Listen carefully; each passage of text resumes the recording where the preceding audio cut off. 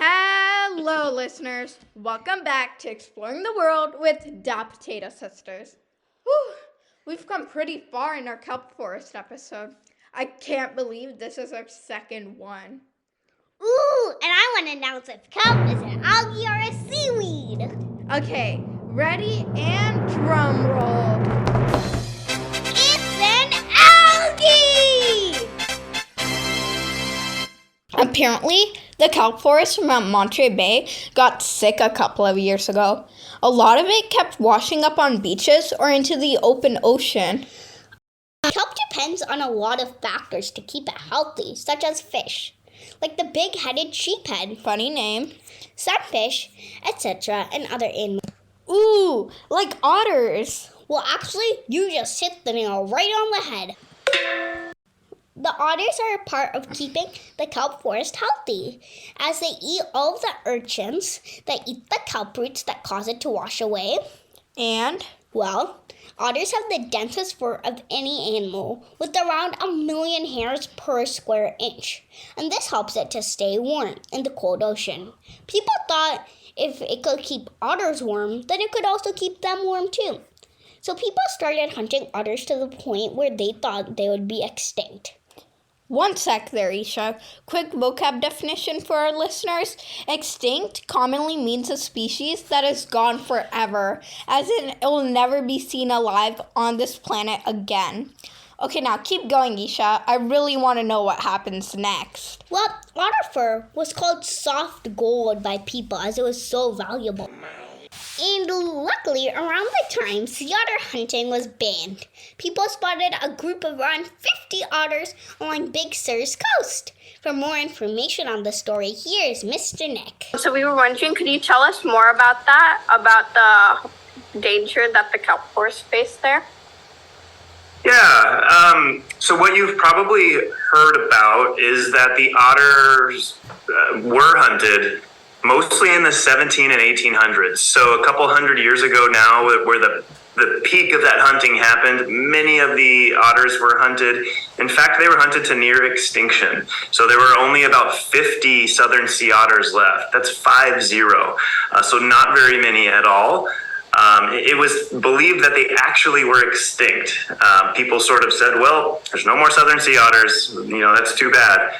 Luckily, there were some, about 50, hiding out on the coast of Big Sur. And at that point, the otters received protection. So under I believe it was 1912 or 1911, the fur treaty was signed, banning a lot of the fur trapping and trading that was happening.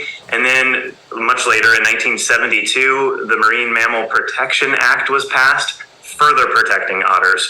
So there is no otter hunting going on, at least legally. It definitely doesn't happen in Monterey Bay, and they're protected. So it doesn't happen anymore, which is great. That being said, there's still only about 3,000 southern sea otters, and they're recovering.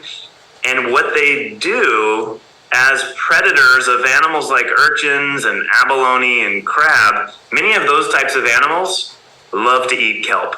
And the kelp forest, specifically the bottom, the holdfast. So when there's too many of those herbivores or those plant grazing ocean animals that target the kelp can wash away or float away, and then removing that habitat and home for so many other animals. The good news is that otter population is coming back and continuing to grow, and they're able to keep those urchins and abalone and those other animals in check, and the Monterey Bay Aquarium helps with that effort to restore those otter populations and study them. So could you tell us more about how you restored those otter populations? Were there breeding programs or, yeah? Absolutely. I'll answer that second part of the question first. So there are no breeding programs. It is something that nobody can do. In fact, the U.S. Fish and Wildlife Department that kind of oversees the marine mammal populations and makes sure folks are giving them space and all that is good. They say that nobody's allowed to breed those southern sea otters. And so any breeding that happens out in the wild. The way that the aquarium helps is sometimes when a pup is born out in the wild, those otters really have their work cut out for them in terms of raising a baby and just surviving in the ocean. So occasionally and rarely, a pup will be separated from its mom. Sadly, sometimes that can be because mom had a run-in with a shark, or it can just be that the two were separated in a storm. And then what sometimes happens is that pup washes up on a beach or in a tide pool, right? So then somebody like you on the beach might see the pup, call the aquarium for us to come and help. When we respond to those, we will find that pup. We'll try to reintroduce it or find mom. So we'll actually have the pup, we'll let the pup kind of cry out for mom while we're there on the beach. Sometimes mom comes around and we say, okay, here you go. The pup goes back to mom. However, if that doesn't happen, pup comes back to the aquarium and we start our work of raising and rehabilitating that young otter. What that looks like is at first, we put on a costume to sort of hide the fact that we're a human that's going to be feeding and caring for that pup. We don't want the pup to see us because if they associate comfort and food and good things with people, and then we release them back into the wild, they're not going to have that healthy sort of fear of people. We don't want them to be approaching people or begging for food from people because that can be unsafe for the people and the otters. So we'll use those costumes. Kind of looks like Darth Vader. That's what we always say here. Black mask, black cape. We don't wear any perfumes. We don't ever talk to the otters.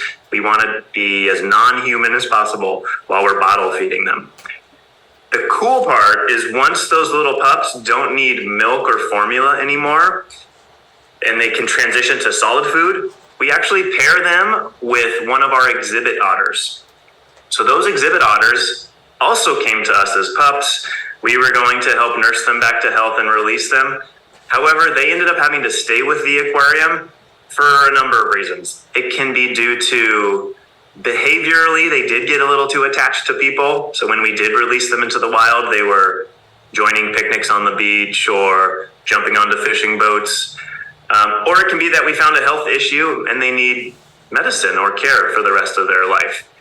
Okay, so we have that pup. It's ready for solid food. We have one of those non-releasable exhibit otters of ours. We have 5. Could be Ivy or Kit. We pair it with that otter pup behind the scenes, and that exhibit otter adopts that pup as its own and raises it. We call it our surrogacy program. And it took us a number of years to figure out that an otter would adopt and raise a pup that it didn't give birth to.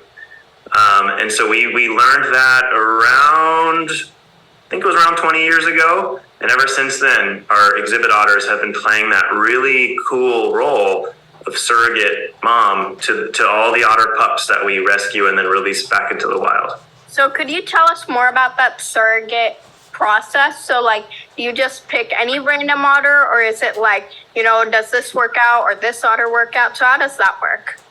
That's a great question. It isn't just any otter that will have those instincts and basically just want to care for a pup. Some female otters that have been in that program have maybe said, no, thank you. I don't want to go through all the work of grooming and feeding this pup. It's a huge job. And so what can happen is, okay, let's rewind a little bit. Let's say we took in a pup, we raised it to an adult. And remember, that pup was stranded, its mother was gone. We raised it, we released it back into the wild. And a month later, we're getting calls from the Monterey Harbor Master saying, hey, we've got an otter here with red and blue flipper tags, and it's kind of a problem. It's approaching scuba divers. It jumped onto a boat yesterday.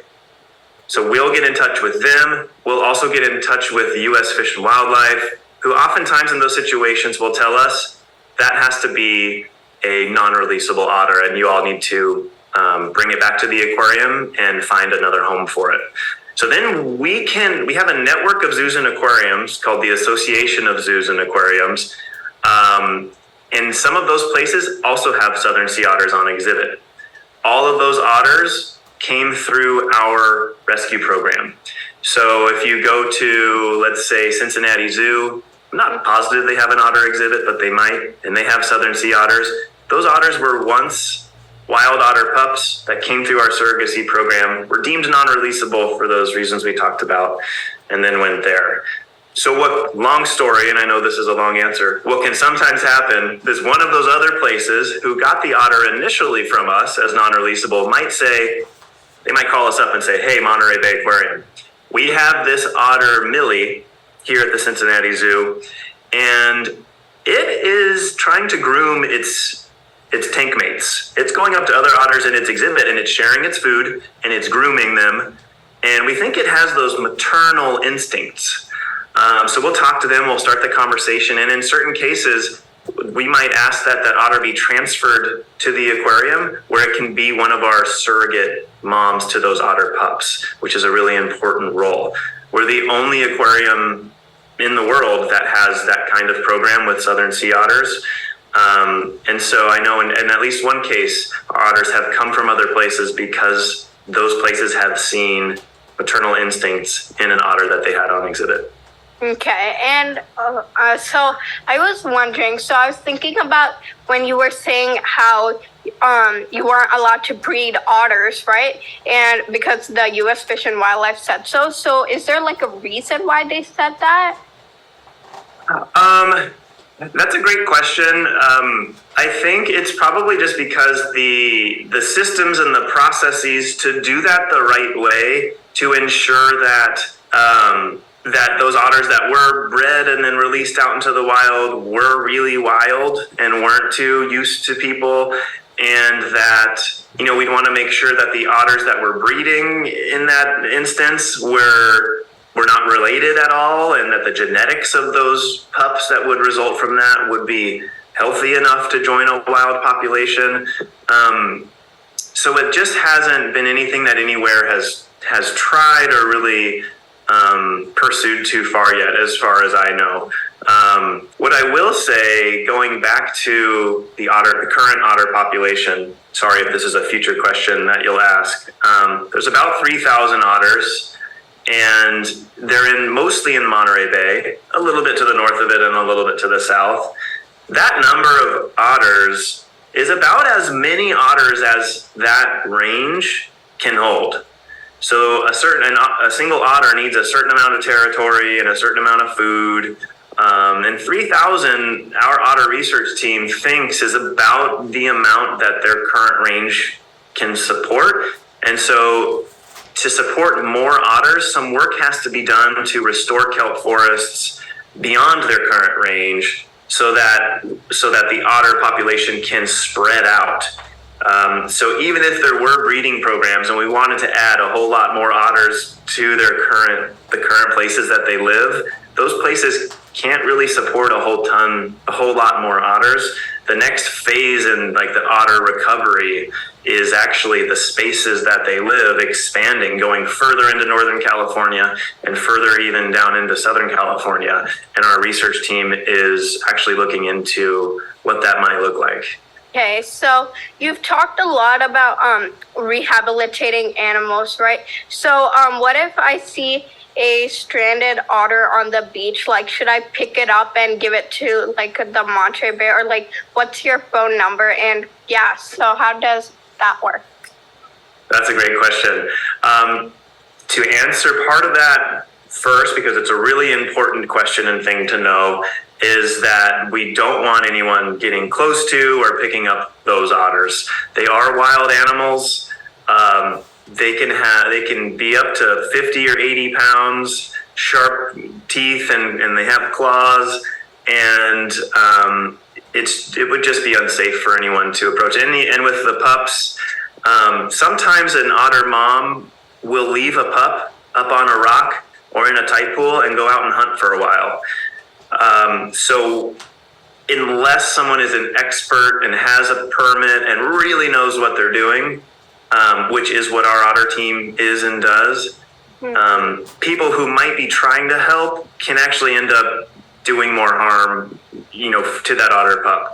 And it is also against the law, against the Marine Mammal Protection Act, for people to get too close to or touch a sea otter. So there's all of that. what is the best thing to do, which you started with, is to call the aquarium.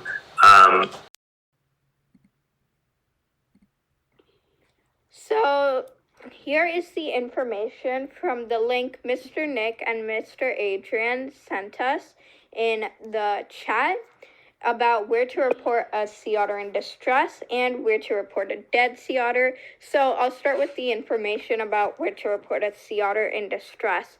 So you can report a sea otter in distress at the Marine Mammal Center, which is in the Santa Cruz County and North. Their phone number is 415-289-7325. You can also contact the Monterey Bay Aquarium Security Office, which is in Monterey County. Their phone number is 831-648-4840. You can also contact the Marine Mammal Center in the San Luis Obispo County and South, which is, their phone number is 415-289-7325. And to report a dead sea otter, you can report it to the California Department of Fish and Wildlife, also known as CDFW, in Santa Cruz County in North. And you would call 831-687-8776. You can also do it at the Monterey Bay Aquarium Security Office in Monterey County. And their phone number is 831-648-4840. Or you can do the CDFW in San Luis Obispo County in South. Their phone number is 831-212-7090. An extra note is that the CDFW in Santa Cruz County and North and the CDFW in San Luis Obispo County and South, they both can receive text messages and or photos. Aquarium line, and they would route you through to up to that sea otter rescue team, and then we would get the location of where you're seeing the otter. The more details, the better. What exactly you're seeing, where is the otter, how big is it, are there people around, are there dogs around? That will all determine how quickly and urgently our team is going to get out there. Pictures are really helpful, so without getting too close, we'll often ask people for pictures of the animals.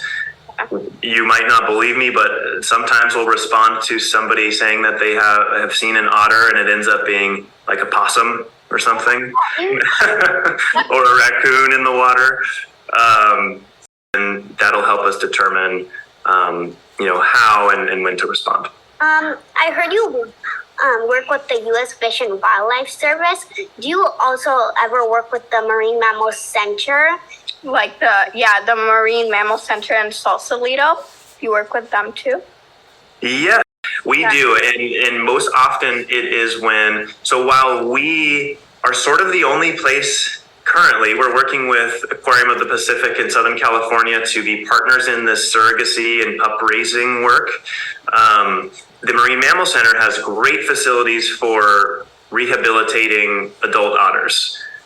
So if we currently, let's say behind the scenes, we're full. We have otter pups in each of our holding areas, and our surrogates are hard at work, and there's really no space for additional rescued otters.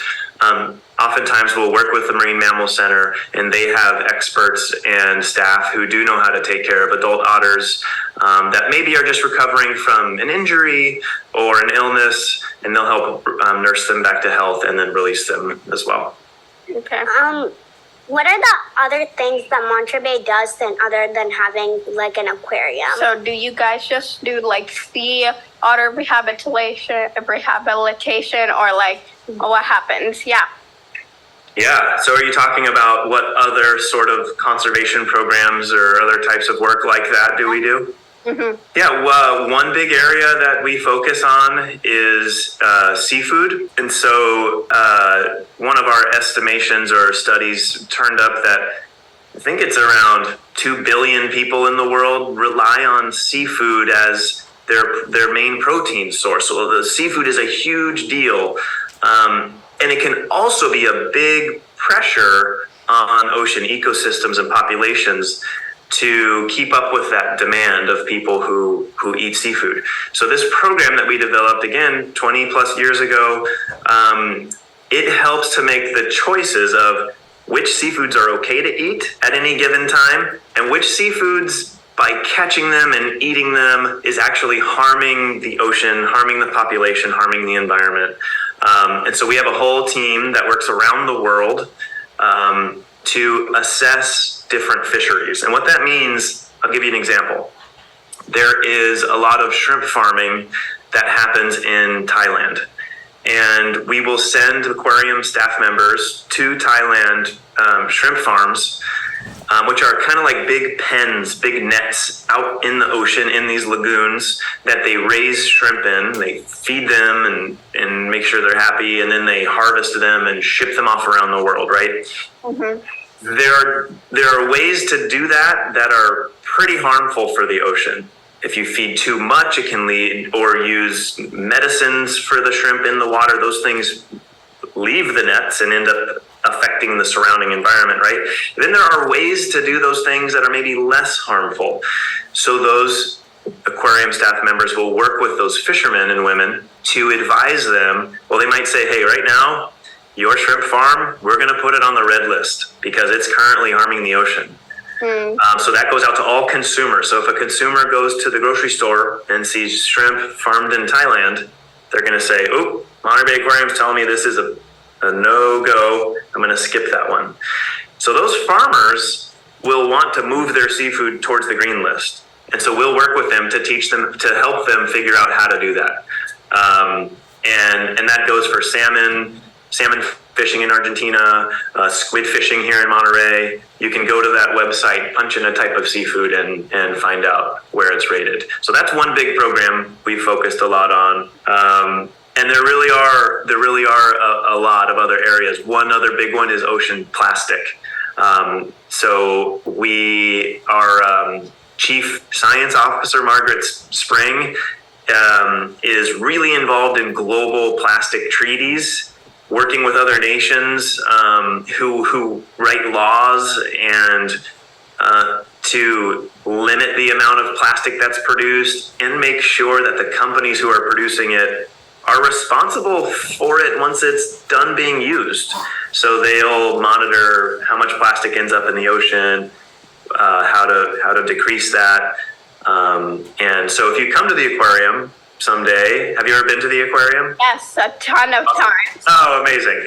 So you'll notice we have a whole exhibit about plastic and how it ends up in the ocean and what happens once it's there and what we can do as individuals to help that problem. So things like using a metal water bottle instead of a plastic one and reusing it a bunch of times, or not using plastic utensils and throwing them away unless, if you don't have to, and using renewable or reusable options.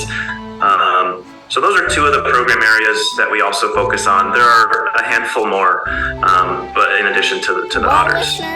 Well, listeners, I hope you enjoyed the kelp forest episode and hopefully learned something new, especially in the conservation efforts on the Monterey Bay Aquarium's part. Be sure to check out their fishery chart that Mr. Nick mentioned, and remember what to do if you see a stranded sea otter. We want to give a big thank you to Mr. Nick and Adrian at the Monterey Bay Aquarium for organizing this interview. If you go to the Monterey Bay Aquarium, be sure to check the otters and the big-headed sheephead. Be sure to tune in into the next episode of My Instance and Free Sound were used for the sound effects. Bye! And have a Kelpfastic day.